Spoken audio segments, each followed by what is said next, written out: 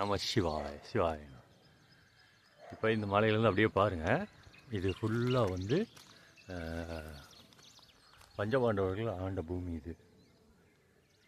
என்ன இப்போ நான் சொன்னேன் இல்லையா, பீமலிங்கன்னு சொல்லி கீழே காமிக்கும்போது இந்த வழியில் இப்போ வர்றோம், அப்படியே மேலே போகிறோம். அங்கே இருக்கிறது தெரியுதுங்களா, அதுதான் பீமலிங்கம். அப்படி போனேன் மேலே பாருங்க. இது கிட்டத்தட்ட ரொம்ப பழமையானது.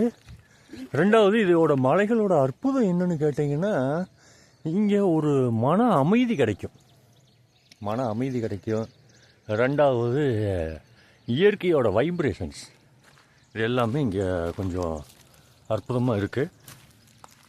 என்ன அப்படியே நம்ம வந்து போய் இன்னைக்கு தரிசனம் பண்ணுவோம்.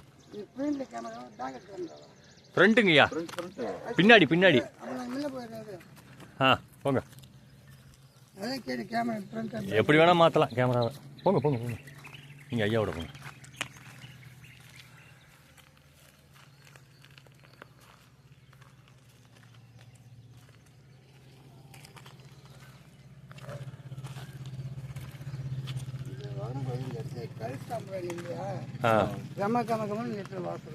கல் சாம்பிராணியா? அது வந்து சில முக்கியமான சித்தர்கள் யோகிகள் வரும்போது இந்த இடத்துல அந்த வாசத்தை நான் கண்டுபிடிச்சிக்கிறேன். அதனால தான் நிற்க வச்சு உங்களுக்கு காட்டினேன். ஏன்னா அந்த அளவுக்கு வாசம் எடுத்து பார்க்கும்போது அப்படி எடுத்து மூஞ்சி போதும் அவ்வளோ இருந்துச்சு. அதுக்கப்புறமா பார்க்குறேன், எனக்கே கிடைக்கல, இந்த இடத்துல கிடைச்சி.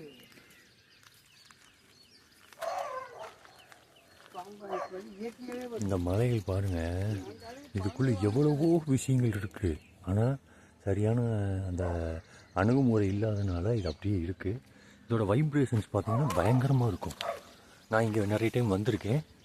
என்ன இப்போ இன்னைக்கு இங்கே வரணும்னு அவர் எழுதியிருக்காரு, நாங்கள்லாம் வரணும்னு. என்ன உங்களுக்கு உச்சியில் போய் காட்டுறேன்.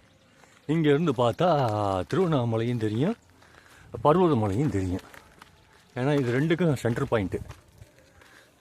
பாயிண்ட்னா அந்த உச்சியில் சொல்கிறேன் பாருங்களேன்.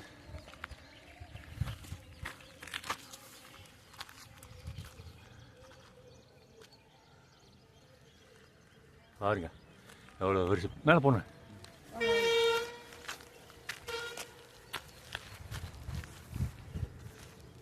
இங்கே பாருங்க, இதுதான் பீமலிங்கம். கிட்டத்தட்ட இருக்கும் ஒரு 18 அடி வரும். 18 அடி பீமலிங்கம். என்ன அற்புதமான ஒரு அமைப்பு இருக்கு. அப்படி நில்லுங்க ரெண்டு பேரும். இது எந்த காலத்தில் இங்கே வழிபட்டது அப்படியே கொஞ்சம் சொல்லுங்க. 4 யுக வரலாறு. திரேத யுகத்தில் வந்து ரிஷிகள் முனிவர்கள் யோகிகள் வழிபட்டாங்க.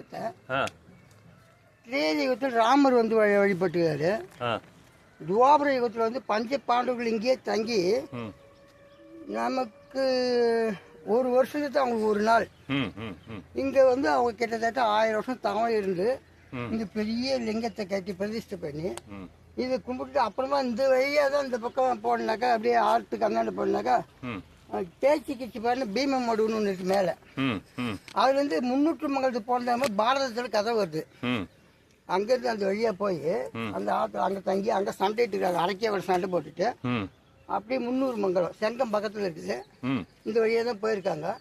வரும்போது கண்ணமங்கலம் வழியாக வந்துருக்குறாங்க. அதனால இந்த பாகியம் கட்சி இது வந்து 4 யுக வரலாறு. இப்போ திரேதே துவாபர கலியுகத்தில் இப்போ வந்து இந்த ஊர் மக்கள் ஆதி சேகர் இப்போ தலைவராக இருக்காரு. அவர் தான் இது மெயின்டைன் பண்ணுறாரு. கூட சங்கர்லிங்கம், அப்புறமா தசரதன், இன்னும் சில பிரமுகர்லாம் நிறைய பேர் சேர்ந்து கிட்டத்தட்ட பூஜை பண்ணியிருந்தாங்க. இடையில பூஜை நின்று போச்சு. நிறைய பேர் இப்போ வந்து மறுபடியும் கேட்குறாங்க, இது வந்து விசிட் பண்ணி சேர்த்து எனக்கு பர்மிஷன் வேணும்னு கேட்குறாங்க. அது கூட சில இந்த வேலை இப்போ மறுபடியும் ஆரம்பிக்க போகிறோம். நீங்கள் எங்கேருந்து வந்திருக்கீங்க? கோயம்புத்தூர்லேருந்து வந்திருக்கேங்கய்யா. கோயம்புத்தூர்லேருந்து வந்து. அப்போ உங்களுக்கு இங்கே இருக்கிறது எப்படி தெரியும்? நான் வந்து இது வந்து அப்படி வாங்கய்யா. அப்படி இங்க படை வீட்டுக்கு திருவண்ணாமலைக்கு அடிக்கடி வருவேன். வரும்போது என்னுடைய குருநாதர் வந்து இங்க கூட்டு வந்தாரு. கூட்டு வந்து அவர் தான் முதல்ல இங்க காமிச்சாரு. அப்போ முன்னாடி வாங்க. கூட்டு வந்து காமிச்சாரு. அப்ப இதோட வைப்ரேஷன்ஸ், இதோட நிலைகள் வந்து வித்தியாசமான ஒரு நிலைகள். இது கிரிவலம் வந்தாலே இருக்கக்கூடிய உடல் நோய்கள் கொஞ்சம் தீரும். இதுல வந்து சூட்சமம் இருக்கு. நிறைய சூட்சமங்கள் நிறைந்ததுதான் சிவஸ்தலம். ஒவ்வொரு சிவஸ்தலத்துக்கும் ஒவ்வொரு மகிமை இருக்கு. அதனால இதோட தன்மைகள் புரியணும்னா இதுக்குள்ள ஊடுருவினா தான் புரிய முடியும். ஏன்னா அந்த அளவுக்குள்ள விஷயங்கள் இருக்கு.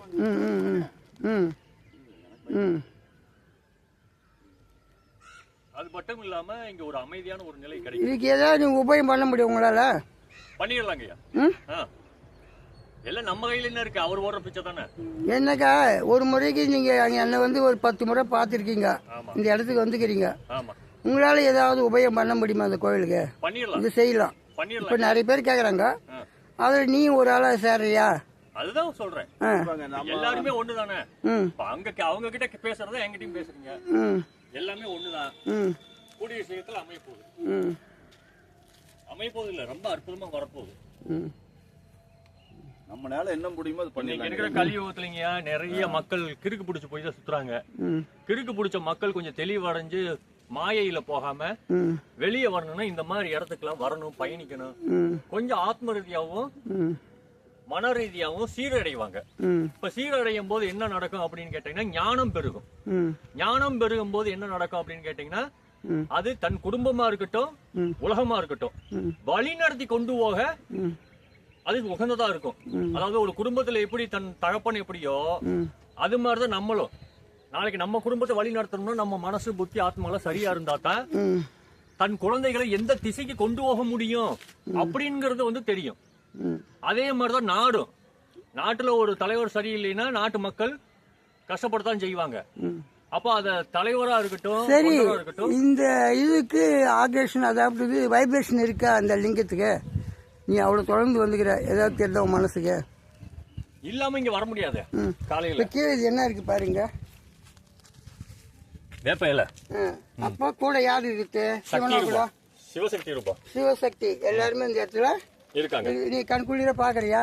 அப்ப நீ தான் காட்டுற போது. அப்ப நீ வந்துக்கிற அவங்க இருக்கிறது வந்து அந்த மரம், அதாவது இந்த நேரத்துல இங்க முளைச்சிருக்குனாக்கா சிவனும் சக்தியும் ஒன்னா இணைஞ்சிருக்காங்க. இதுல எந்த மாற்றமும் கிடையாது. அதனால இந்த இடம் சீக்கிரமா இது பண்ணி செய்யணும். அதுக்கு அவருடைய அருள் தேவை. அவருடைய அருள்ல தான் நம்மளால செய்ய முடியும். அதனால கூடிய சீக்கிரம் இந்த வேலை முடியறதுக்கு எல்லாம் அவங்க தான் வந்து எல்லாத்தையும் அவங்ககிட்டயே சேர்த்து இது பண்ணிக்கலாம். பிரச்சனை கிடையாது. நீ யோகா செய்வியா? பண்ணுவங்கய்யா. சரி, செய்ய பார்க்கலாம். எப்படி செய்யணும் பார்க்கலாம். ஆஃப் பண்ணிக்கிறேன். அது அப்படியே ஒரு அம்சம். இதுவா? அவ்வளோதான். ஆஃப் ஆயிடுச்சு. ஆஃப் ஆயிடுச்சா? பாரு.